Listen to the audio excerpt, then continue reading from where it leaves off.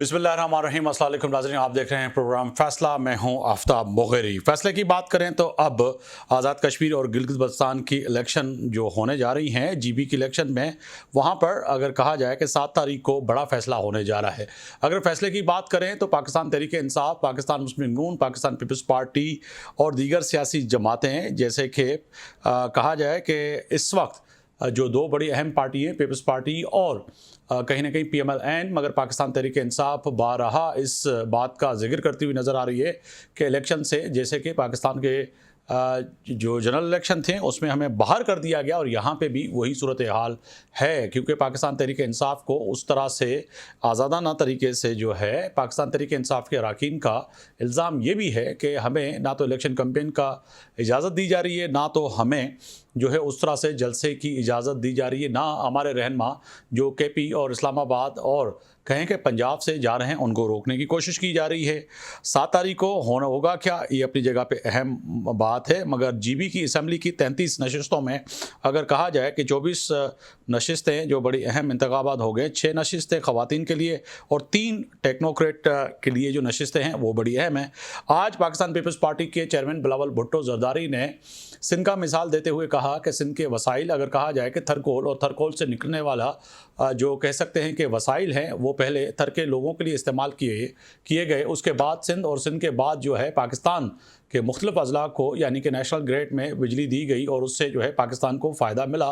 कहा जाए कि उन्होंने कहा कि वज़ीर आला सिंध सईद मुराद अली शाह इस वक्त अगर कहा जाए कि सूबे में खुद मुख्तियार सूबा जो है उसके वज़ीर आला हैं और उसकी ही सरपरस्ती में जो है थरकोल में जो कह सकते हैं कि अब जो बड़ा कारनामा अंजाम सिंध ने दिया है, इसी तरह वो चाह रहे हैं कि KP के अंदर जो भी वज़ीर आला आए वो खुद मुख्तियार हो और पावरफुल हो और उसके पास जो वसाइल हैं GB के वो वहीं के लोगों के लिए इस्तेमाल हों, ना सही सिर्फ उन पे बातें की जाएं। क्या इस वक्त PMLN जिस तरह से ख्वाजा साद रफ़ीक ने जो है स्पीच करते हुए कहा कि जिस तरह से NFC अवार्ड में सूबों को हिस्सा दिया जाता है, इसी तरह GB के लोगों को भी दिया जाए।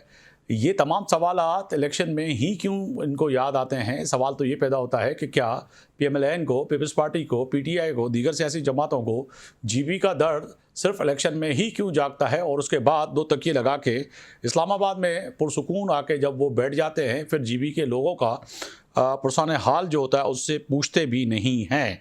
अगर इसे आगे बात करें तो 47% जो है ख़वातीन का वोट वहाँ पर है और अगर देखा जाए तो 47% ख़वातीन का वोट होने के बावजूद 8 ख़वातीन उम्मीदवार, इस पे भी बड़ा सवाल उठ रहा है कि क्या सिर्फ GB के अंदर 8 ख़वातीन ही हैं जो कि मुख्तलिफ पार्टियों में वो इस इलेक्शन में हिस्सा ले रही हैं और इतना वोट अगर कहा जाए कि 47% ख़वातीन का होने के बाद भी ख़वातीन को अगर नज़रअंदाज किया जा रहा है तो पाकिस्तान पीपल्स पार्टी बिलखुसूस बेनज़ीर भुट्टो के वो विजन का दावा करने वाली कि ख़वातीन के हुकूक़ की बात, इसी तरह फिर मरियम नवाज़ और PMLN भी ये दावा करती है, मगर वहाँ पर ख़वातीन को क्यों नज़रअंदाज किया गया? 300 लगभग 400 के करीब जो है इसमें उम्मीदवार पार्टिसिपेट कर रहे हैं, जो कि अभी तक सामने जो खबर आ रही है कि उसके नताइज क्या होंगे ये बड़ा अहम है। इसके साथ साथ ACC जो कि कह सकते हैं कि बड़ी अहम जमात अब आगे उभर के आई है, उनका वोट भी है, आज़ाद उम्मीदवार भी हैं और PMLN और PTI और पाकिस्तान पीपल्स पार्टी तो है ही है।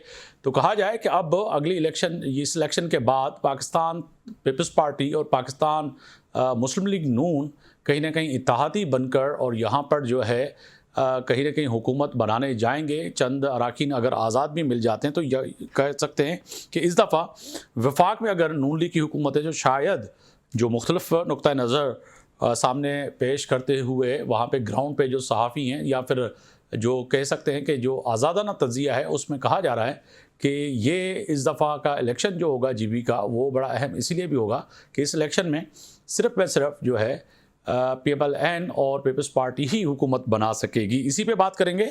मेरे साथ मौजूद मेहमान हैं अली बुखारी साहब हैं, रहनुमा पाकिस्तान तहरीक इंसाफ। आपका बहुत शुक्रिया।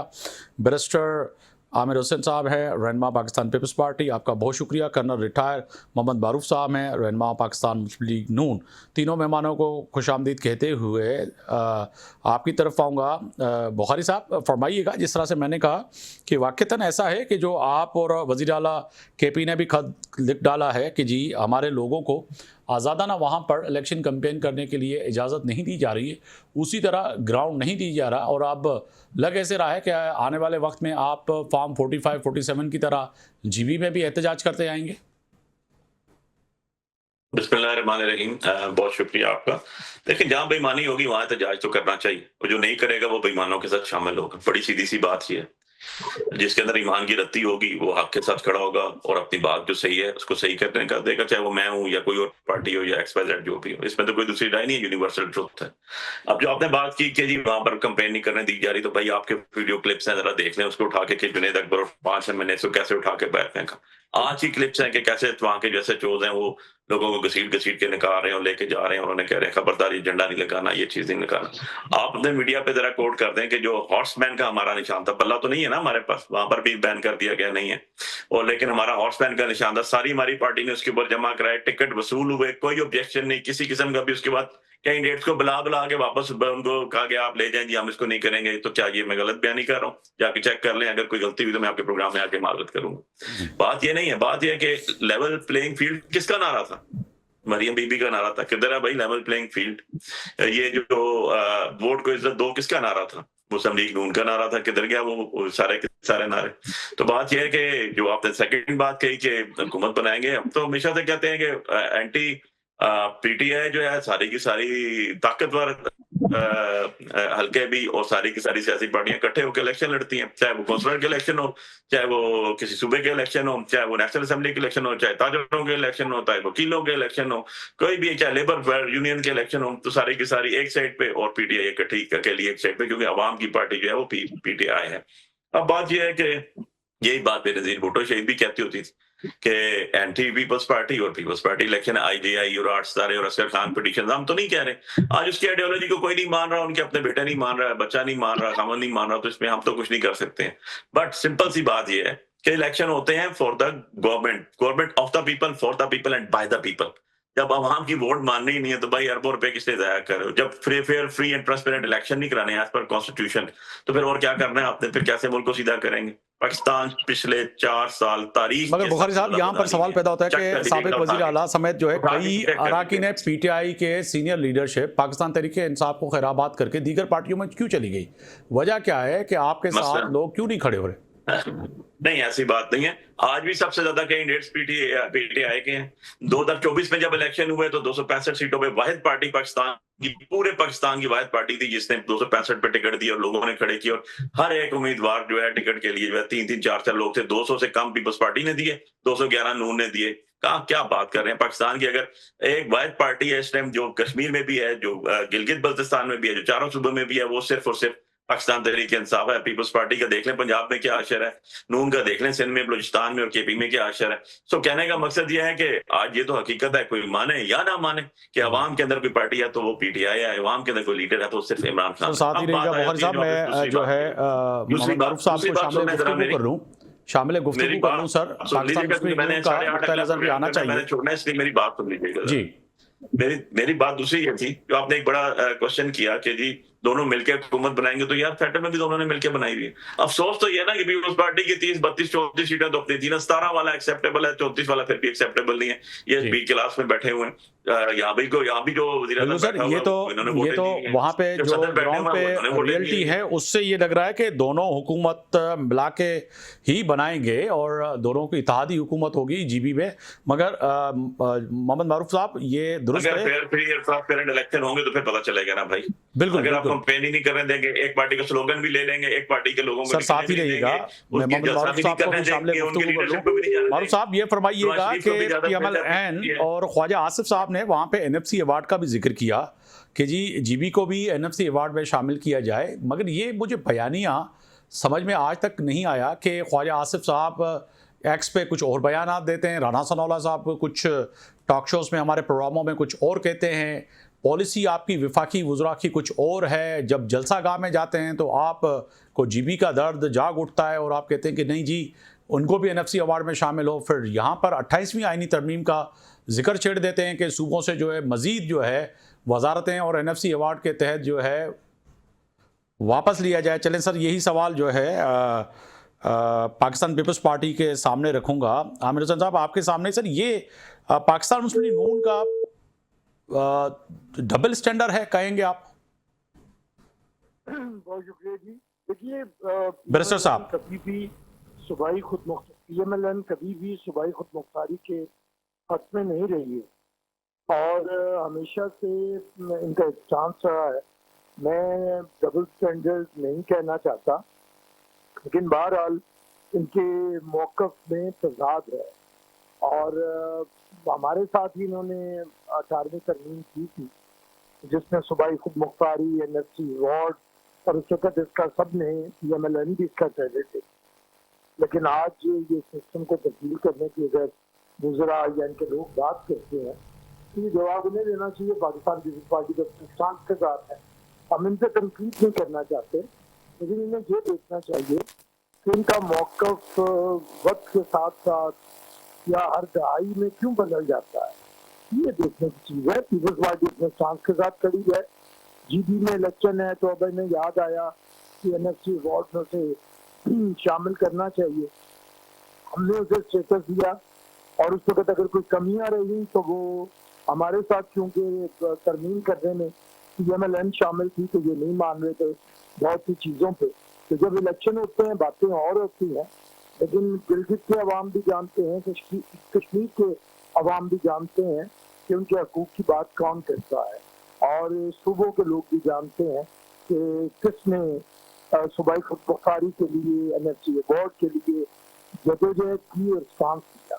तो इसलिए हमें किसी जमात के तनकीद की जरूरत नहीं है। हमारी मगर सर, आज जो chairman Pakistan Peoples Party Bilawal Bhutto ने जिक्र किया कि सिंध का, बिलखुसूस थर का जिक्र किया कि वहाँ पे सिंध का अगर बात की जाए कि मुराद अली शाह साहब का जिक्र किया कि जिस तरह से वहाँ पर सिंध के अंदर जो है थर के अंदर कोयला निकला और उसके बाद बिजली बनी, पहले थर के लोगों को हमने उस पर जो है हुकूक दिए, फिर सूबे के, फिर हम विफाक की तरफ गए। तो वो वहाँ पे गिलगित में जो मिसाल दे रहे थे, तो क्या गिलगित के सबसे ज़्यादा लोग जो है कराची के अंदर एक टाउन में रहते हैं, वो टाउन जो है सफूरा टाउन करप्शन के अंबार लगे हुए हैं। वहाँ पर जो है आपके निसार खोड़ों से लेकर सिंध असेंबली की स्टैंडिंग कमेटी से लेकर वहाँ पे एक सिस्टम चलता है जहाँ पे गिलगित के लोग रहते हैं, वो करप्शन इतनी है कि बता नहीं सकते। तो ऐसी बात वहाँ कर रहे हैं वो चेयरमैन पाकिस्तान पीपल्स पार्टी, मगर ग्राउंड पे तो यहाँ पर सिंध के अंदर सूरत हाल जहाँ पर सबसे ज़्यादा गिलगित के लोग रहते हैं, ना तो उनको वहाँ पे पानी मुयसर है, ना तो वहाँ पे उनको बिजली मुयसर है, ना तो वहाँ पे सेवरेज सिस्टम है। वहाँ पे राशिद खास के लिए जो टाउन नाजिम है और इमदाद सोलंकी सिस्टम जो चलता है। तो फिर ये जो लोग हैं, ये लोग अपने रिश्तेदारों को नहीं बताएंगे कि गिलगित में आप वोट पीपल्स पार्टी को देंगे, मगर हमारा हाल ये बुरा है सिंध के अंदर। ये तो सब बताएंगे ना जब ये पीपल्स पार्टी को वोट नहीं दे रहे हो, और अगर वो वोट ही पीपल्स पार्टी को दे रहे हैं तो वो सब उधर जाके भी पीपल्स पार्टी के लिए वोट करेंगे। देखिए, प्रोपेगेंडा और बात, बड़े अरसे से करप्शन की बातें और ये चल रहा है, वैसे चल रहा है, और पीपल्स पार्टी हर इलेक्शन में पहले से ज्यादा वोट लेके आती है। कराची का मैं ये नहीं कहता कि बड़ा बेहतरीन चल रहा है, लेकिन कराची पहले से बेहतर हुआ है और कराची में रोड इंफ्रास्ट्रक्चर बेहतर हुआ है। अभी ये चाह रहा है भुट्टो यहाँ पे। बैरिस्टर साहब, अमूमन आप शादियों पे आया करते हैं और मुझे याद है कि आपसे कई मुलाकातें भी हुई हैं हमारे मुख्तलिफ प्रोग्रामों में, मगर आप कह रहे हैं कि कराची के रोडों का हाल बेहतर हुआ है। अगर फ़िज़ाई जायज़ा लें, ये बहस नहीं कर रहा, मगर मैं कराची के होने नाते कह सकता हूँ कि बैरूत से और सूडान से, नाइजीरिया से, अफगानिस्तान से, काबुल से और इवन के अगर जहाँ पे इस वक्त अल्लाह ना करे बमबारी हुई है किसी भी मुल्क के, उससे भी बुरा हाल है कराची का। तो आप कैसे कह सकते हैं कि कराची के हाल बेहतर है, रोडों का हाल बेहतर है? हाँ, आप एयरपोर्ट से उतर के अगर क्लिफ्टन जा रहे हैं, शारा फैसल से, वो तो बेहतर है, मगर मुख्तलिफ एरिया जो है अब तबाही के मनाजर नज़र आ रहे हैं। वो कतई नज़र कि ये तबाही टाउन नाजिम और ज़िला इंतज़ामिया और शहरी इंतज़ामिया ने की है। देखिए, एक होता है सवाल और एक होता है एनालिसिस। सवाल का तो जवाब दिया जा सकता है जो कि आप मुझे करेंगे तो मैं, लेकिन अगर आपकी कोई राय है तो मैं यही कहूंगा कि आपकी राय का मैं एहतराम कर सकता हूँ, आपकी राय नहीं, मैं भी आपका एहतराम करता हूँ, मगर देखने वाले खुद फैसला करेंगे कि क्या मेरा सवाल राय पे मबनी है या एक सवाल पे मबनी है। कि मुझे बात करने देंगे तो होगा ना। जो मेरे ख्याल से तो सोलो प्रोग्राम आप अच्छा करते हैं, वो ज्यादा बेहतर है। नहीं, बैरिस्टर साहब फरमाइए। गेस्ट आए तो उसे मौका दें ना बात जनाब। हाँ जी, बात ये है कि जो आपने कहा ना, ये प्रोपेगेंडा, ये सोशल मीडिया की बात है कि जंग के दौरान भी फजाई दौरा करते हुए वाइस प्रेसिडेंट अमेरिका ने कहा कि ये बैरूत है, फलां है। आप उसी की बात कर रहे हैं। नहीं, मैं उसकी नहीं। शहर होते, मेरी बात सुन लीजिए, मैं भी लाहौर में रहता हूँ, जाहिर है मैं कराची आता हूँ, शायद जितना तफसीलन आप जानते हैं उतना मैं नहीं जानता हूँ, लेकिन अगर आपने कराची की बात करनी है तो उसके लिए आपको गवर्नमेंट के तर्जुमानों को लेना चाहिए। बिल्कुल। कराची की गवर्नमेंट के तर्जुमानों को लेना। ठीक है सर, साथ ही रहिएगा, मैं शामिल गुफ्तगू कर लूँ। बिल्कुल, आप दुरुस्त फरमा रहे हैं कि ये सवाल सिंध गवर्नमेंट के किसी तर्जुमान से होना चाहिए था, मगर मैंने गिलगित के उस नुक्ता नजर से इसको कनेक्ट किया। गिलगित की बात से अगर आपको जवाब दे दूं तो आपकी जो बात कह रहे हैं ना, देखिए जी, प्रोपेगेंडा जितना मर्जी हो, पीपल्स पार्टी हर इलेक्शन में पहले से ज्यादा वोट लेके आई है। पिछली दफा 9 सीटों पे हमारे डाका डाला गया पीटीआई ने, अदरवाइज हम ही थे वहाँ पे हुकूमत बना रहे थे। जीबी में हमेशा जीबी के लोगों ने हम पे एतमाद का इजहार किया है, कश्मीर में किया है। अच्छा, हम तब भी इलेक्शन जीते हैं जब हमारी वफाकी हुकूमत ना हो। बिल्कुल सर, मैं मोहम्मद मारूफ को साहब को शामिल गुफ्तगू करूँ, नून लीग का भी मौक़िफ़ आना चाहिए। मारूफ साहब फरमाइएगा कि आप और आपकी पार्टी जब गिलगित में इलेक्शन होते हैं तो गिलगित के तमाम मसाइल आपको याद आ जाते हैं, और एक वजीर कुछ और कहता है, दूसरा वजीर कुछ और कहता है। अगर कहा जाए कि ख्वाजा आसिफ की बात करें तो वो कुछ और कहते हैं, साद रफ़ी की बात करें तो वो कहते हैं कि जीबी को भी जी इसमें डाल दें, एनएफसी अवार्ड उनके तहत जो है उनको भी हक मिलना चाहिए, जो कि आपके पार्टी का नुक्ता नज़र है। मगर सर एक पेज पे तो रहे, लग रहा है कि ये मारूफ साहब का कोई मसला है, लाइन बार बार ड्रॉप हो जाती है, तो यही सवाल। अच्छा मारूफ साहब, मेरी आवाज़ आ रही है? आवाज आ रही है लेकिन आवाज क्लियर नहीं है। जी, अभी अब सर सवाल मैंने रखा था, अगर जवाब दे नहीं तो दोबारा रिपीट कर दूं। क्या सवाल क्या है? सवाल ये है कि सर जीबी में इलेक्शन हो रहे हैं। जी हाँ, तो उसके हवाले से सवाल था कि क्या आपका नुक्ता नज़र, आपके रहनुमाओं का, पीएमएलएन का, कायदीन का हर इलेक्शन में बदलता क्यों है? इलेक्शन के दौरान जीबी क्यों याद आता है पीएमएलएन को? देखिए जी, बात यह है कि इलेक्शन जो है, इलेक्शन में आपने लोगों को मोबिलाइज करना होता है, लोगों को अपने बयानिए की तरफ अट्रैक्ट करना होता है, और उसके बाद ये होता है कि लोगों की जो उनके मसाइल हैं उनको उजागर करके उनके बारे में उनका हल पेश करना होता है। तो इस सिलसिले में अभी जीबी के अपने मसाइल हैं, एजेके के अपने मसाइल हैं, पंजाब के अपने मसाइल हैं, तो वहाँ के जो लोग हैं उनके जो मसाइल हैं या उनकी जो सोच है या उनकी जो रिक्वायरमेंट है या जो उनकी डिमांड्स हैं, आपने उसी के मुताबिक अपनी स्ट्रेटजी और अपनी प्लानिंग और अपना बयानिया बनाना होता है। सही। ये नहीं हो सकता कि ये हेलो जी, ये नहीं हो सकता। मेरी आवाज आ रही है? बिल्कुल आ रही है। ये नहीं हो सकता कि जो बात कराची वालों की डिमांड हो या जो उनकी सोच है वो जीबी के वालों की भी हो। यहाँ हमारी मुख्तलिफ ये है इस तक चीजें। तो कहने का मतलब ये है कि एक चीज जो बिल्कुल क्लियर और वाज़ेह है, और वो ये है कि पाकिस्तान में अगर वो डिलीवर करने वाली पार्टी है वो मुस्लिम लीग है। आपके सामने पंजाब में क्या है, तो इसी बुनियाद पर आपने वहां पे लागू को आपने बताना है कि अगर आप चाहते हैं कि आपके इलाके में प्रॉस्पेरिटी आए, आपके इलाके में डेवलपमेंट हो, आपकी जो बच्चे हैं उनका फ्यूचर बेहतर हो, वहाँ भी जो है इंफ्रास्ट्रक्चर बेहतर हो, वहाँ भी इस्लाहात हों और लोगों को इंसाफ मिले, स्पीडी जस्टिस मिले, तो ये चीजें जो है ना वो लोग अभी रोल मॉडल के तौर पर पंजाब को देखते हैं। तो आपने यही चीजें वहां जाकर पंजाब को या लाहौर को, क्या हो रहा है? पंजाब को या लाहौर को, ये बताइएगा। ये पंजाब को या लाहौर को? आपकी आवाज नहीं आ रही। मैं सॉरी, मेरी आपकी आवाज मैं सवाल कर रहा था कि रोल मॉडल के तहत जो है लोग जो देख रहे हैं जीबी के, वो लाहौर को देख रहे हैं या पंजाब को? नहीं देखे ना, जब आप रोल मॉडल तो पंजाब को ही बनाना है ना। मुस्लिम लीग अगर वहां जाके बात करेगी, बयानिया अपना देगी, या कुछ देगी, तो आपने उसको रोल मॉडल या जो आप जहां आपकी गवर्नमेंट है, जहां आप डिलीवर कर रहे हैं, उसी को आपने जाके वहां रोल मॉडल के तौर पर पेश करना है कि वहां हम क्या कर रहे हैं, वहां हमारी क्या पॉलिसीज हैं, अमली तौर पर हम क्या कर रहे हैं, लोगों को हम रिलीफ के साथ दे रहे हैं, और वहां क्या क्या काम हो रही है सब देखे ना। अभी आज ये ईद उल अज़हा हुई है, तो इसमें सुथरा पंजाब वालों ने जो मुख्तलिफ इलाके में देखें, विदाउट एनी डिले और 3 दिनों में ही पूरे पंजाब में लाशें या जो आप किससे पहले कबल जो बेशुमार गंद बच जाता था मुख्तलिफ शराहों पे, मुख्तलिफ इलाकों में, कहीं भी इस तरह की कोई नजीर नहीं आ रही। इमीडिएटली सुथरा पंजाब वालों साथ ही रहेगा। अली बुखारी साहब, क्या समझते हैं नताइज जो भी हों, जिस तरह से आपने कहा कि दोनों पार्टियां मिलकर कहीं ना कहीं ये हुकूमत बनाएंगी, क्योंकि विफाक में भी आईनी ओहदे पीपल्स पार्टी के पास हैं और वजारतें फिर नून लीग के पास हैं, तो जीबी में अगर ये जो इलेक्शन होने जा रहे हैं 7 तारीख को, तो नताइज जो ग्राउंड पे हैं वो पीटीआई कैसे देख रही है? पीटीआई देखे, पीटीआई जो है बड़ी सिंपल इनका तो ये तो हम इनका काम ही ये है कि आपके साथ मारूफ साहब साथ ही रहेगा, अली बुखारी साहब की तरफ जा रहा हूं, दूसरी बात पाकिस्तान करना है। अदरवाइज देख रहे हैं आपके सामने पीके में ये क्या कर रहे हैं, इनके अपने मिसाइल इतने ज्यादा हैं कि ये कुछ डिलीवर ना कुछ कर रहे हैं, ना उनकी गवर्नेंस है। जनाब सर जवाब लेने दीजिएगा बुखारी साहब से। जनाब बड़ी सीधी सी बात है जी, बड़ी सिंपल सी। हम तो अवामी पार्टी है ना, हम तो पब्लिक एट लार्ज की बात करते हैं। हम कोई काम ना कर रहे होते तो पाकिस्तान की 25 करोड़ अवाम में से 80% में हम मकबूल ना होते, उन्होंने वोट हमें ना दी होती। और बार बार अमेंडमेंट 26वीं और 27वीं या 28वीं का मसूदा जो चल रहा है अभी ऑन द रिकॉर्ड टीवी के ऊपर जो सुनते आ रहे हैं, उस चाहे वो 28-25 साल की वोटर लिस्ट हो, वोट एज हो, या व्हाटसोएवर इट इज, वो सारे का सारा तो अगेंस्ट पीटीआई आ रहा है ना।